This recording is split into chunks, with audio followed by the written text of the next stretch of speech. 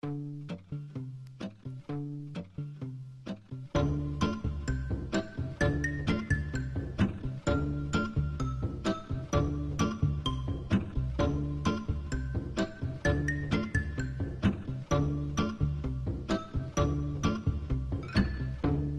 then I think of when we were together,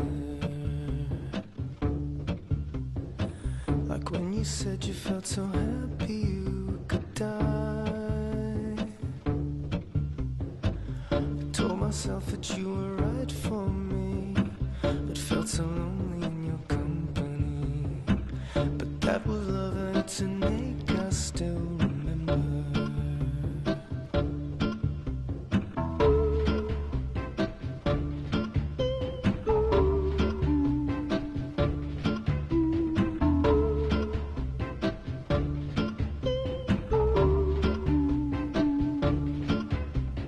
You can get addicted to a certain kind of sadness, like resignation to the end, always the end. So when we found that we could not make sense, well, you said that we would still be friends.